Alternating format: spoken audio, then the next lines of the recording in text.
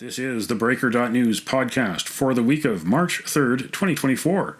I'm Bob Mackin, publisher of theBreaker.news and host of the theBreaker.news podcast. Welcome to edition number 332. The Breaker is your source for news, opinion, and analysis about British Columbia issues, institutions, and influencers. Later, I'll tell you how you can support The Breaker.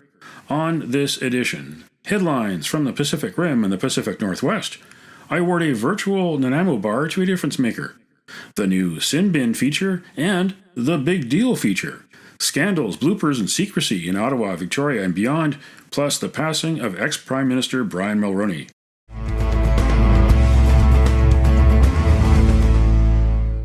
Welcome to the Sin Bin, a new feature on the podcast.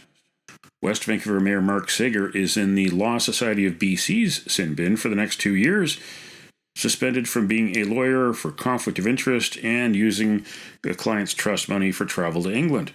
Sager brushed off the scandal when he was interviewed by Global News. He claimed it was already in the public domain for years. Excuse me, but Sager forced the Law Society to keep his name secret in the fall of 2022 when he was running for mayor. His actions kept the scandal out of the public domain at a most crucial time. Then there's Hong Guo, who finished fourth in Richmond's 2018 mayoral election. The real estate and immigration lawyer was disbarred late last year. She appealed, but was disbarred a second time this year. The former Chinese government lawyer, whose BC clients included at least one admitted loan shark and money launderer, was deemed ungovernable by the Law Society. The Law Society also said Guo has a lengthy, serious, and highly aggravating record of professional misconduct, conflict of interest, and misappropriation.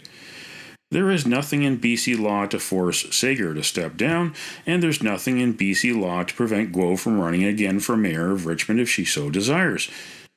Should BC's Municipal Act be changed to disqualify people like Sager and Guo? What do you think? Email Bob at theBreaker.news. This is the Big Deal feature on the theBreaker.news podcast. A whirlwind week in Canadian politics. Geopolitics, national security, cybersecurity, corruption, questions about mega event costs, and the passing of one of the country's most consequential leaders. The second anniversary of Russia's invasion of Ukraine involved a surprise trip by Prime Minister Justin Trudeau to Kiev. When he held a news conference in Warsaw on Monday, reporters asked about Canada's delayed arms shipments to Ukraine, but Trudeau provided an embarrassing soundbite. Thank you. Prime Minister, thank you, everyone. Would you mind just to answer in English the question about delays in delivery and what you have in mind to replace what you're not able to deliver to Ukraine? Okay. Thank you. Nous allons toujours être là. No, in English. In English, okay. Thank you. We will always be there to support with what Ukraine needs. Our conversations are ongoing, including 2 days ago with the Ukrainian leadership, including Volodymyr Zelensky, about how we can best help. We have delivered over $10 billion in aid, including significant military aid, drones, light armored vehicles, guns and munitions. We will continue to be there with what we have, and we will continue to purchase on the international markets equipment that Ukraine needs, like all our allies do as well. We are working closely with the American procurement system to get the NASAMS that we have purchased for Ukraine to Ukraine.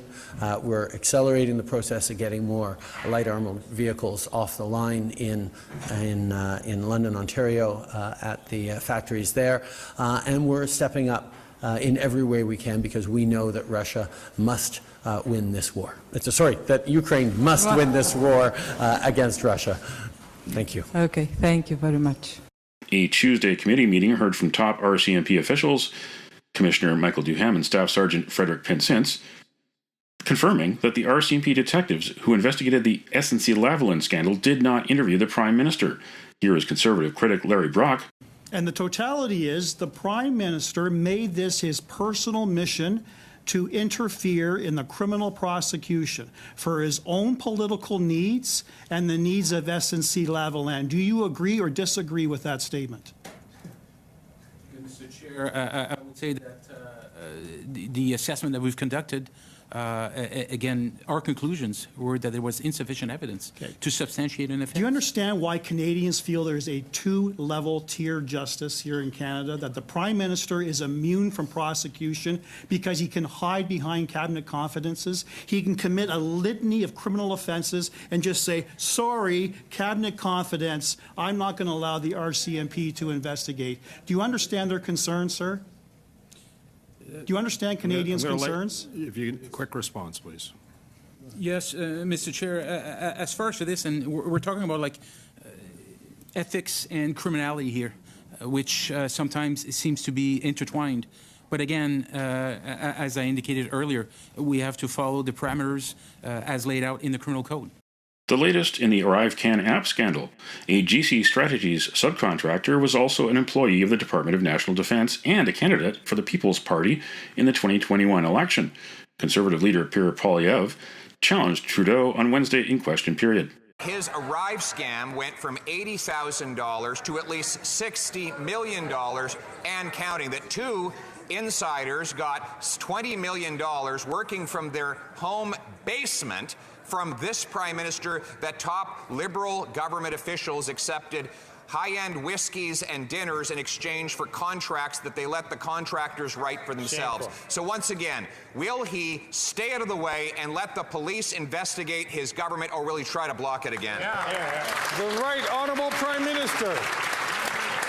The opposition needs to work on his French. I think he just needs to work on his listening skills. Because in French, 2 answers ago, I complimented and thanked the Auditor General for her work in ensuring that rules are followed and processes have consequences if they are misdone. This is a fact that we know that even during a pandemic, we need to be stepping up to protect people along the rules. That's why there will be consequences for anyone who broke those rules or those laws, while we continue to do everything we need to do to deliver for Canadians, to support people in their daily lives and build a better future for all Canadians. The Trudeau Liberal government's long-awaited online harms bill was tabled Monday by Attorney General Arif Virani. While it contains much-needed protection for children and teenagers online, it also contains sections that claim to battle hate speech but could infringe upon constitutional rights, such as due process. More on that in upcoming editions. Reporters in Ottawa asked Virani in a Wednesday scrum as captured by CPAC. What I've heard resoundingly from law enforcement itself is that they need more responsibility from online platforms. This stuff spreads virally very, very quickly, and when it stays online and it stays in the internet, even if you were successfully able to prosecute the offender, the victimization of that individual child or that woman remains for years thereafter. And lastly, what I would say is, what I've heard constantly from the victims is that it's really hard to go through a criminal process that takes time. What they want is takedown. They want the material off of the internet. And lastly, some of these perpetrators are in Eastern Europe or 3 oceans away. The notion that we're going to be able to successfully prosecute people like that quickly is far. The notion of being able to take down the information is immediate. That's what we need to do. Also long-awaited, the documents about the Winnipeg microbiology lab scandal. They confirmed that fired scientists were working with the Chinese government. Health Minister Mark Holland held a news conference on Wednesday before reporters had a chance to read the documents. I mean, you know it. We don't have the documents. Just send it to us. So first of all, okay, everybody just take a step back. I'll try to take a different approach, and perhaps this will satisfy you. That the decisions that were made, and I have to make this distinction. The Public Health Agency of Canada operates at an arm's length and appropriately, and particularly when we're dealing with national security and when we're dealing with the security of labs or with employees and employee information. It is very clear when you read the documents that the employees in question were involved in a variety of different scientific enterprises that were not disclosed, information was not given, and that they had relationships that they didn't provide information about. And those relationships, the relationships that they had included concerns that there may be connection to their involvement with China, as an example. Are you concerned that China was interfering and trying to get information, delicate information, from Canada's National Microbiology Lab? Well, I'm absolutely certain, and you will see it from the documents, that no sensitive information left the labs. And trying to get it. And what I also am certain of, and I wouldn't have been certain of this in 2019, and neither would the Public Health Agency of Canada, that the lengths to which China was willing to go and is willing to go in a contemporary context to influence science and obtain information is deeply disturbing. And yes, China is, by all evidence, trying to interfere in our domestic circumstance. The same could be said of Russia, and that the question of foreign interference now is a very real one, in a way that in 2019 it simply wasn't. Well, the two Michaels were in the two Michaels. Let me go to somebody who. Conservative leader Pierre Poilievre held a news conference after receiving the documents. If you think any of this is hyperbole, read the report yourself. This is from government documents, the Trudeau government's own documents. It says here on page 142, Winnipeg Lab scientist Dr. Chu is head of the Special Pathogens Unit, the top person in that job. According to documents on page 242, quote, represents a serious and credible danger to the Government of Canada as a whole, and in particular at facilities considered high security due to the potential for theft of dangerous materials attractive to terrorists and foreign entities that conduct espionage to infiltrate and damage the economic security of Canada, end quote. It states further on page 239, investigators assess that Dr. Chu communicated with foreign entities during her trips to China. The evidence obtained from interviews and from information collected from the electronic content of her devices reveal that this is indeed the case. As a subject matter expert with access to sensitive information and dangerous materials, Dr. Chu presents a realistic and credible threat to Canada's economic security when conducting repeated and clandestine meetings with foreign entities, end quote.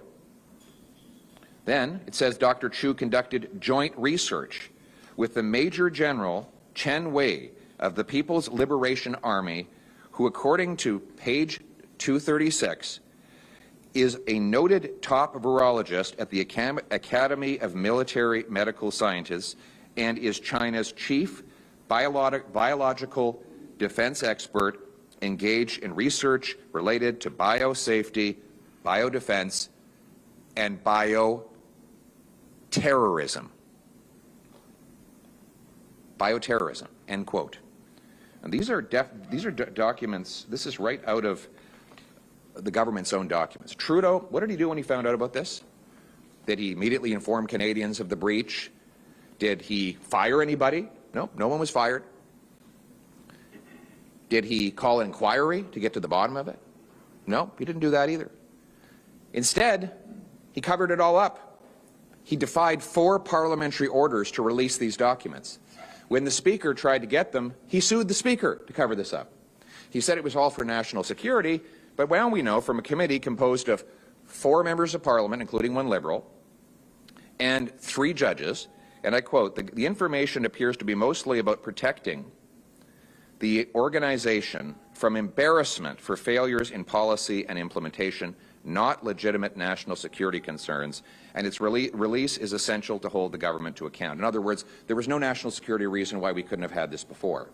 In British Columbia, the week after the NDP government's new budget, which contains a $7.9 billion deficit. On Wednesday, BC United critic Peter Millibar grilled Finance Minister Katrine Conroy in question period about the mystery of budgeting for the 2026 FIFA World Cup. Page 61, under priority spending, where they only use FIFA as a descriptor for the $1 billion in the budget next year and the $2 billion the following year, the minister doesn't want to shine any light on how much the true cost of FIFA actually is to British Columbians. So that, has a lot of activists talking about these large international sporting events. And I'll quote one. They say, a lot of people were opposed to the idea that we would spend hundreds of millions of tax dollars with no accountability when we're dealing with homelessness crisis, an education crisis, and so many other spending crises right now in British Columbia, end quote. Well, Mr. Speaker, that activist, and I see him smiling, is actually our Premier, criticizing the 2010 Olympics, while then he was writing a pamphlet on how for protesters to evade law enforcement. Now that he's in charge, Mr. Speaker, no transparency and won't answer any questions about the FIFA costs, Mr. Speaker. So to the Premier. Has the Premier flip-flopped yet again on another one of his former principles, or will he actually release today the actual costs of FIFA?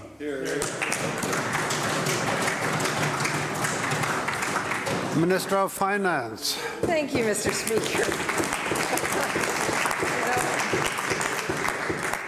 first the opposition leader misreads the budget and calls a tax cut a tax hike, and now the member opposite fails to understand how contingencies work.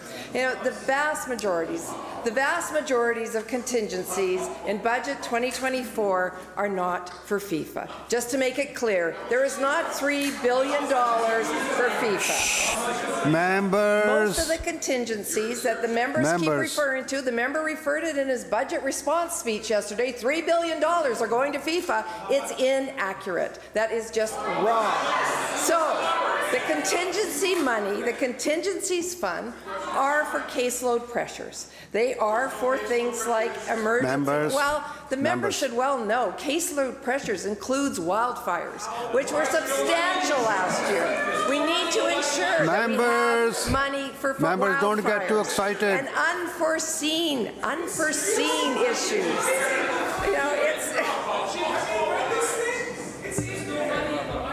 Members.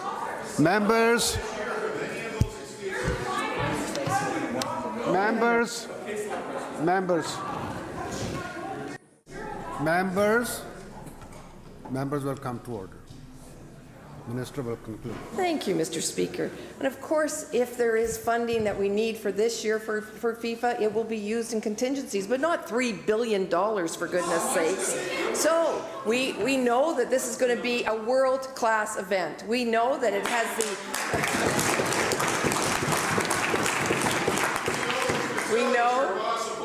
We know that it is going to have the opportunity to generate over $1 billion for the people of the province. It's going to be an exciting event for people right across the province, and we will have the members. Why do they hate soccer? I don't know why they hate soccer. It's a good question. I don't understand it. I mean, people are really excited. From all over the world to watch these 7 games in Vancouver. It's amazing. It's amazing. Mr. Speaker, we will have the numbers soon. We want to get those numbers right, and we will have those numbers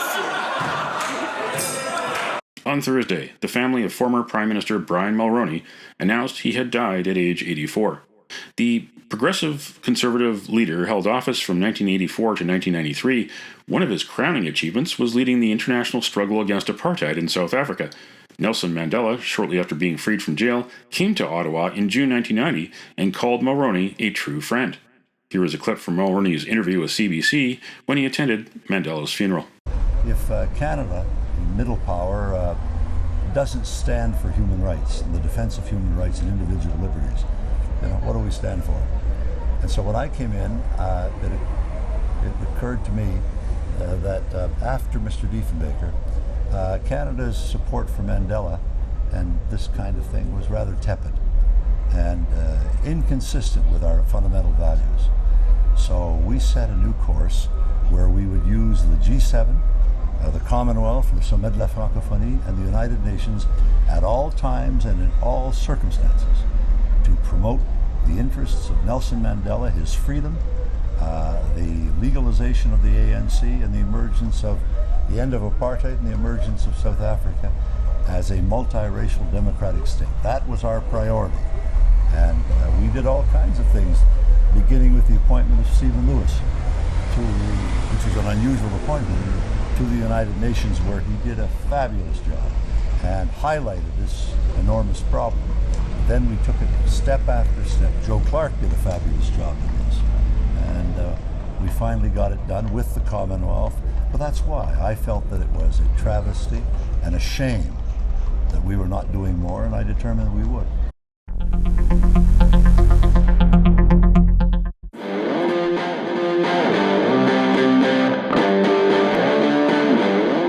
Now it's time on the theBreaker.news podcast for Around the Rim. We look at news headlines around the Pacific Rim. In the Taiwan news, Taiwan rated second freest in Asia by Freedom House, 7th in world. Taiwan's Me Too movement led to social reckoning with sexual violence and gender inequality. Trailing only Japan, Taiwan is tied for 7th freest in the world with the Czech Republic, Chile, Barbados, and Iceland. In Kyoto news, Shohei Ohtani happy with married life but keeps wife's name secret. Otani, 29, said he first met the woman 3 or 4 years ago in Japan and they got engaged last year. Los Angeles Dodger Otani surprised fans by posting on Instagram on Thursday that he married the woman.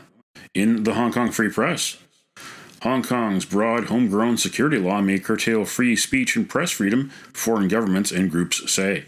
Groups said the new homegrown security law lacked defenses for acting in the public interest, whistleblowing, and news reporting. That's Around the Rim on this edition of the Breaker.news podcast.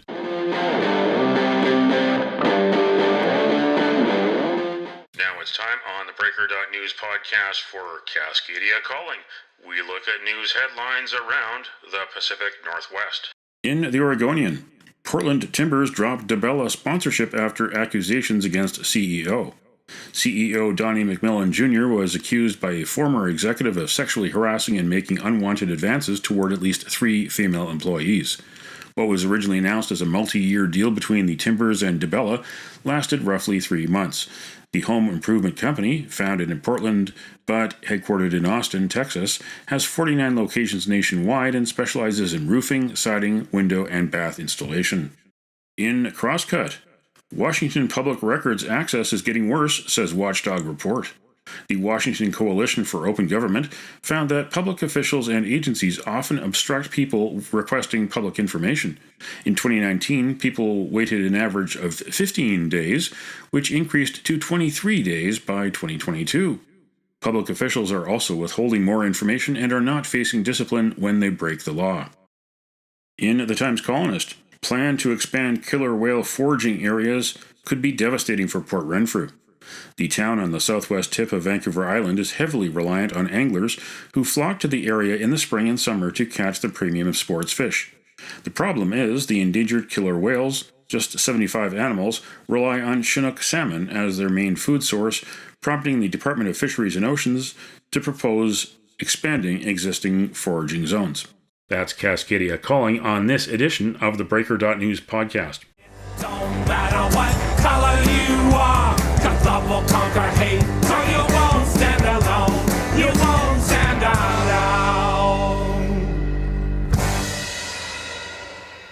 The virtual Nanaimo Bar, brought to you by Spruce Hill Contracting. Every week we end the Breaker.news podcast on a tasty note by awarding the goodness of a virtual Nanaimo Bar to people making a difference.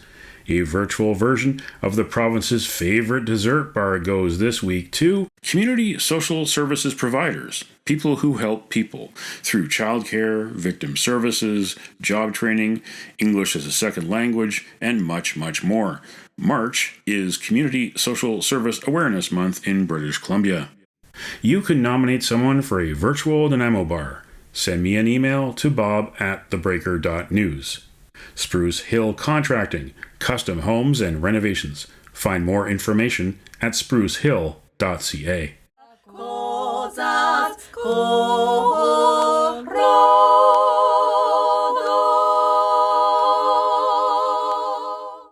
That's it for the Breaker.news podcast for March 3rd, 2024. I'm Bob Mackin. Thanks for joining me. Did you know that on the 3rd of March in 1875, the Victoria Skating Club hosted the first organized indoor ice hockey game ever played in Montreal? Now you know. Send me your feedback. Send me your story ideas to bob@theBreaker.news. Bookmark theBreaker.news. You can also find us at theBreaker.ca. Sign up for the email newsletter. It's free. And get updates to your inbox or follow the Breaker News on X, formerly Twitter, for news as it happens.